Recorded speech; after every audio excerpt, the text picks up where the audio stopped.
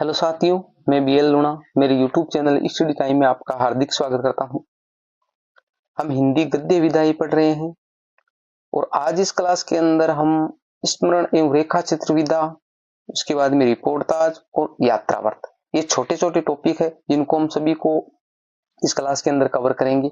और इसके बाद में एक क्लास और आएगी जिसके अंदर हमारी गद्य विधाई होगी और उसके बाद में हमारी गद्य जो साहित्य का इतिहास है वो कंप्लीट हो जाएगा। तो हमने हिंदी साहित्य का इतिहास और गद्य साहित्य का इतिहास ये कंप्लीट कर लिया। इसके बाद में हम देखेंगे जो हमारे प्रमुख जो ज्ञानपीठ पुरस्कार दिए गए, हिंदी साहित्य में जो साहित्य अकादमी पुरस्कार दिए गए किन किन रचनाओं पे, इनसे संबंधित, और बाद में हमारा जो काव्य शास्त्र है या पाश्चात्य शास्त्र उनमें से हम लेंगे। क्योंकि इस प्लेटफॉर्म पर हम संपूर्ण फर्स्ट ईयर का कोर्स करेंगे, तो अच्छे से आप पढ़ते रहिए। और मेरे चैनल को अगर सब्सक्राइब नहीं किया तो सब्सक्राइब जरूर कर ले, क्योंकि नियमितता जरूरी है। तो आप कंटिन्यू जुड़े रहे, आपको अच्छे से समझ में आएगा। किसी भी प्रकार का डाउट कंफ्यूजन होता है तो भी आप मेरे को कमेंट कर सकते हैं, तो इसलिए सब्सक्राइब जरूर कर लीजिए। वीडियो पसंद आती है तो इसको लाइक किया करें। अब देखिए स्मरण एवं रेखा चित्र विधा जो अगले पैराग्राफ में है, इसको हम शुरुआत करते हैं। यानी रेखा चित्र होता क्या है? रेखा चित्र अंग्रेजी शब्द स्केच से मिलता जुलता है, स्केच से मिलता जुलता है, जिसका अर्थ क्या है? चित्रकला। यानी स्केच का मतलब होता है चित्रकला, जिस प्रकार हम एक स्केच बनाते हैं। तो रेखा चित्र अंग्रेजी शब्द स्केच से मिलता जुलता है और उसका अर्थ होता है चित्रकला। स्मरण रेखा चित्रों के प्रवर्तक पदम सिंह शर्मा माने जाते हैं। यानी स्मरण रेखा चित्र है, दोनों एक ही है ये। तो स्मरण रेखा चित्र है, उसके जो प्रवर्तक है वो कौन माने जाते? पदम सिंह शर्मा माने जाते। और इनके रेखा चित्र का नाम क्या? पदम पराग।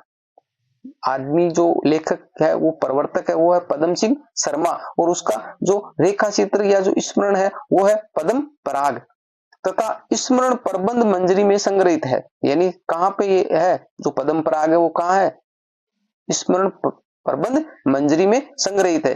हिंदी का प्रथम रेखा चित्र बोलती प्रतिमा जो 1937 पंडित श्रीराम शर्मा, यानी हिंदी का जो प्रथम रेखा चित्र माना जाता है वो माना जाता है बोलती प्रतिमा, जो 1937 ईस्वी में लिखा गया। किसके द्वारा लिखा गया? पंडित श्रीराम शर्मा द्वारा। ठीक है, तो देखिए रेखा चित्र जो स्मरण, उसके प्रवर्तक की बात करें तो वो तो कौन है? पदम सिंह शर्मा है। और प्रथम जो रेखा चित्र है वो बोलती प्रतिमा 1937 ईस्वी वाला है। तो दोनों को अलग अलग आपको अच्छे से दिमाग में रखना है।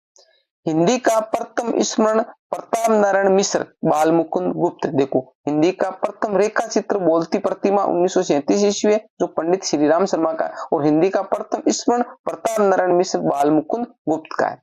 हिंदी का प्रथम रेखा चित्र संग्रह पदम पराग है, जो ऊपर आ गया था, जो प्रवर्तक है पदम सिंह शर्मा, उनके द्वारा लिखा गया पदम पराग, पदम सिंह शर्मा। तो ये तो महत्वपूर्ण जो पॉइंट थे हमारे एग्जाम की दृष्टि से, इसको अच्छे से आपको दिमाग में रखना है। अब बात करते हैं कि जो प्रमुख जो लेखक है उनके द्वारा लिखे गए स्मरण और जो रिपोर्टाज है उनके बारे में। बाल मुकुंद गुप्त, प्रताप नारायण मिश्र हरिओद,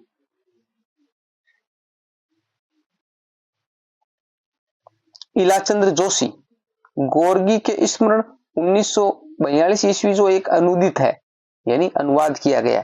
पंडित श्रीराम शर्मा बोलती प्रतिमा, जो हमने ऊपर इसके बारे में देख लिया, 1937 ईस्वी में रेखा चित्र है। जंगल के जीव 1949 ईस्वी। महादेवी वर्मा अतीत के चलचित्र 1941 ईस्वी। स्मृति की रेखाएं 1947 ईस्वी। पथ के साथी 1956 ईस्वी। मेरा परिवार 1972 ईस्वी और सनदा। ये चार पांचों महत्वपूर्ण है महादेवी वर्मा की। बनारसीदास चतुर्वेदी, बनारसीदास चतुर्वेदी है, उनके है महापुरुषों की खोज में 1983 ईस्वी। यानी इनके जो एकाध जो महत्वपूर्ण है वो हम जल्दी में देख लेते हैं, ज्यादा कोई महत्वपूर्ण है नहीं। पर यहाँ से जो ये रचनाओं के हिसाब से जो जैसे महापुरुषों की खोज में, अगर ये रचना यदि किसकी है तो बनारसीदास चतुर्वेदी की, तो ज्यादा महत्वपूर्ण नहीं, और फिर भी हम इसको एक बार देखना जरूरी है। फिर हमारा राम वृक्ष बेनीपुरी, मील के पत्थर 1957 ईस्वी। माटी की मूर्तें 1946 ईस्वी। गेहूं और गुलाब 1950 ईस्वी। तो ये है हमारे इनके महत्वपूर्ण स्मरण एवं रेखा चित्र। फिर नाम आता है शिवपूजन सहाय 1893 से 1962 ईस्वी, वे दिन वे लोग 1965 ईस्वी, स्मृति शेष 1987 ईस्वी। आगे देखो,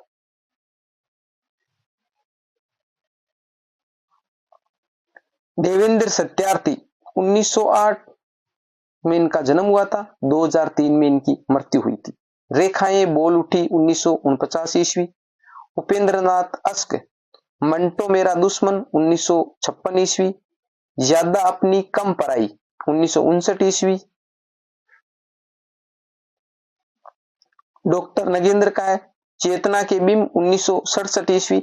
मैंने यहाँ पर ये क्लास तो इसलिए लिए कि जो ये रिपोर्टाज और हमारे स्मरण रेखा चित्र ये होते हैं तो ये ज्यादा महत्वपूर्ण है नहीं, पर इनमें से जो क्वेश्चन आते हैं तो गाइडों में बहुत लंबा चौड़ा मैटर दे रखा है।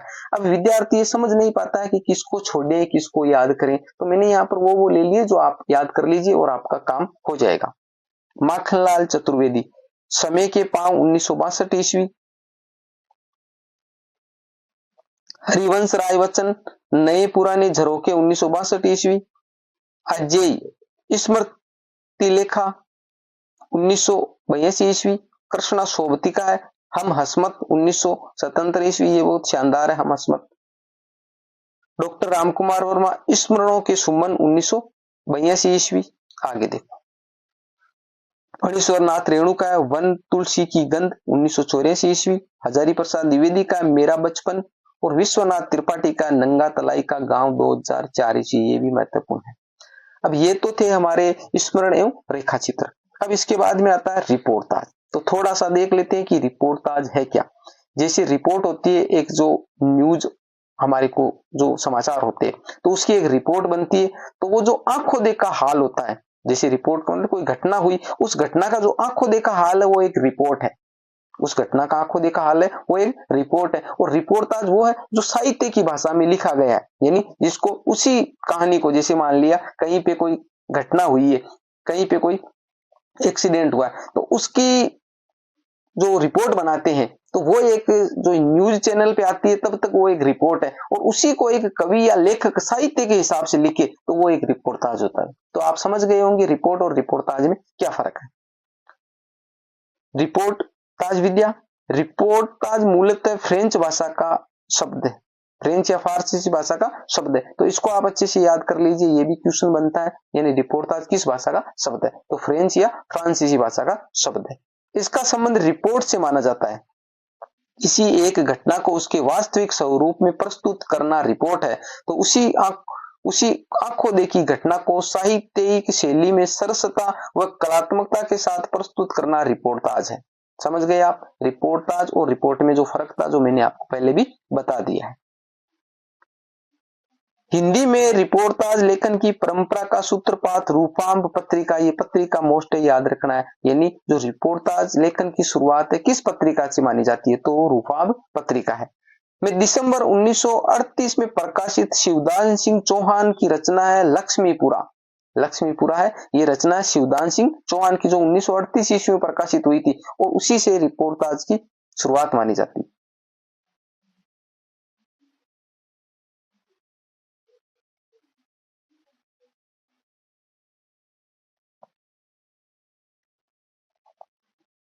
हिंदी के प्रमुख रिपोर्टाज लेखक, यानी अब हिंदी में कौन कौन से रिपोर्टाज है जो लिखे गए। पहला है शिवदान सिंह चौहान, जो हमने ऊपर देखा है, लक्ष्मीपुरा 1938 ईस्वी। मौत के खिलाफ जिंदगी की लड़ाई, ये इनके दो है शिवदान सिंह चौहान की। उसके बाद में नाम आया रांगेय राघव, तूफानों के बीच 1946 ईस्वी। उपेंद्र नाथ अस्क, पहाड़ों में प्रेममय संगीत। धर्मवीर भारती, युद्ध यात्रा 1972 ईस्वी। ब्रह्मपुत्र पर सेतुबंध। आगे देखो, फणीश्वर नाथ रेणु का है रणजल धंजल 1975 ईस्वी, ये महत्वपूर्ण है। एकलव्य के नोट्स, नेपाली क्रांति कथा 1978 ईस्वी। श्रुत अश्रुत पूर्व 1984 ईस्वी, तो ये महत्वपूर्ण इनके हमारे रिपोर्टाज थे। छोटा छोटे टॉपिक है, ज्यादा बड़े नहीं है, परंतु इनको देखना जरूरी है, छोड़ नहीं सकते हम। यात्रावर्त विद्या, यात्रावर्त विद्या अब जो यात्रा वर्त कहने का मतलब जो यात्राएं होती है उनके बारे में जो लिखा गया तो इसको बारे देख लेते हैं हम। जब कोई साहित्यिक मनोवर्ती वाला व्यक्ति अपनी की हुई यात्रा का वर्णन मुक्त अभिव्यक्ति के साथ शब्दबद्ध करता है उसे ही यात्रावर्त कहा जाता है। तो ज्यादा समझ आने वाली कोई चीज है नहीं, यानी यात्रावर्त वो है कि जो भी कोई यात्रा करता है और उस यात्रा का जो अनुभव उसके साथ में कैसा रहा वो एक साहित्यिक रूप में प्रस्तुत करता है, वही एक यात्रा है। हिंदी के सर्वप्रथम यात्रावर्त लेखक है भारतेंदु हरिश्चंद्र, ये महत्वपूर्ण है लाइन, यानी हिंदी के सर्वप्रथम यात्रावर्त लेखक भारतेंदु हरिश्चंद्र माने जाते हैं। हिंदी में पुस्तक का रूप में प्रकाशित यात्रावर्त विद्या की सर्वप्रथम रचना है लंदन यात्रा, जो 1883 ईस्वी की है और श्रीमती हरदेवी की है।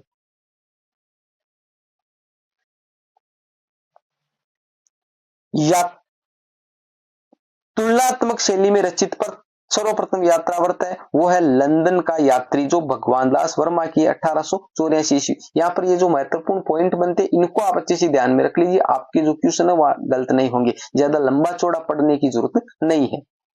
पद्य शैली में रचित सर्वप्रथम यात्रावर्त रचना है बद्री केदार यात्रा, जो 1890 ईस्वी में और किन की है, कल्याण चंद की है। पत्रात्मक शैली में रचित सर्वप्रथम यात्रावर्त रचना है वो है मेरी यूरोप यात्रा, जो 1932 ईस्वी में गणेश नारायण सोमानी की है। निबंधात्मक शैली में रचित सर्वप्रथम यात्रावर्त है वो है ज्ञान के उद्यान में 1937 ईस्वी, जो सत्यदेव परिवारजक की है। जो आगे है डायरी शैली में रचित सर्वप्रथम यात्रावर्त है मेरी तिब्बत यात्रा 1937 ईस्वी, जो राहुल सांकृत्यायन की है और ये महत्वपूर्ण भी है। इसके बाद में आया हमारा औपचारिक शैली में रचित सर्वप्रथम यात्रावर्त रचना उत्तराखंड के पथ पर 1936 ईस्वी प्रोफेसर मनोरंजन। ये महत्वपूर्ण जो यात्रा वर्त से संबंधित पॉइंट थे इनको आप अच्छे से याद कर लीजिए, यात्रा वर्त से संबंधित कोई क्वेश्चन आएगा तो यहां से ही लिया जाएगा, आपका क्वेश्चन गलत नहीं होगा। प्रमुख यात्रावर्त कवि है उनकी रचनाएं ये भी हम देख लेते हैं। नाम है भारतेंदु हरिश्चंद्र, इनकी जो यात्रावर्त है वह सरयू पार की यात्रा। श्रीमती हरदेवी की है लंदन यात्रा, जो 1886 ईस्वी में मुंबई से लंदन की जहाज यात्रा, यह क्वेश्चन बन सकता है। यानी जो श्रीमती हरदेवी की लंदन यात्रा है वो कहां से कहां तक की गई, तो मुंबई से लंदन की जहाज यात्रा जहाज में की गई थी, ठीक है, तो ये आपको ध्यान में रखना। अब जैसे वहां पर ट्रेन दे दे, जहाज दे दे, हवाई जहाज दे, तो ये जहाज यात्रा थी। ऐसे एग्जामिनर कभी कभी क्वेश्चन ऐसे दे देता है कि आपको कंफ्यूज कर सके, तो इसलिए इसको थोड़ा ध्यान में रखना। भगवान दास वर्मा लंदन का यात्री 1884, गणेश नारायण सोमानी है मेरी यूरोप यात्रा 1932 ईस्वी। राहुल सांकृत्यायन है तिब्बत में सवा वर्ष 1933 ईस्वी, मेरी यूरोप यात्रा 1935 ईस्वी, मेरी तिब्बत यात्रा 1937 ईस्वी, और किन्नर देश में। अब देखिए ये नाम मिलते जुलते हैं, मेरी तिब्बत यात्रा, मेरी यूरोप यात्रा, तो इनको आप अच्छे से ध्यान में रखिए। प्रोफेसर मनोरंजन की उत्तराखंड के पथ पर 1936 ईस्वी। डॉक्टर नगेंद्र की अप्रवासी की यात्राएं 1972 ईस्वी। रामवृक्ष बेनीपुरी की पैरों में पंख बांधकर 1952 ईस्वी। जल्दी जल्दी देख रहे हैं, ज्यादा टाइम नहीं खराब करते हैं क्योंकि ये तो रटने वाली है, आपको रटना पड़ेगा, समझाने वाली कोई चीज है नहीं यहाँ पर। अजय एक बूंद सहसा उछले 1960 ईस्वी, अरे यायावर रहेगा याद 1953 ईस्वी। आगे देखो निर्मल वर्मा की चिड़ों पर चांदनी 1964 ईस्वी, ये भी महत्वपूर्ण है। मोहन राकेश आखिरी चट्टान तक 1953 ईस्वी, ये भी महत्वपूर्ण है। काका कालेलकर हिमालय की यात्रा 1948 ईस्वी, सूर्योदय का देश 1955 ईस्वी। फिर नाम आया रांगे राघव तूफानों के बीच। अमृतलाल बेगड़ सौंदर्य की नदी नर्मदा 1992 ईस्वी, महत्वपूर्ण मोस्ट है, बहुत ही शानदार है, मैंने इसको पढ़ा है, सौंदर्य की नदी नर्मदा। निर्मल वर्मा की धुंध से उठती धुन 1997 ईस्वी, ये भी महत्वपूर्ण है। अब देखिए इस क्लास के अंदर हमने स्मरण रेखा चित्र के बारे में देखा, रिपोर्टाज के बारे में देखा और यात्रावर्त के बारे में देखा। क्लास में हमने जो भी देखा, जितना देखा उसको आप अच्छे से याद कर लीजिए। इन 3 टॉपिक से आपके क्वेश्चन है वो गलत नहीं होगा। ठीक है, यहाँ से ही आ जाएगा आपके, तो आप इसको अच्छे से याद कर लीजिए। ठीक है, क्लास पसंद आई है तो इसको लाइक करिए, अपने दोस्तों के साथ में भी शेयर कीजिए, जो फायदा आपको मिल रहा है अपने दोस्तों को भी मिल सके। अभी तक आपने चैनल को सब्सक्राइब नहीं किया तो सब्सक्राइब जरूर कर ले। मिलते हैं अगली वीडियो में, तब तक के लिए जय भीम, जय भारत।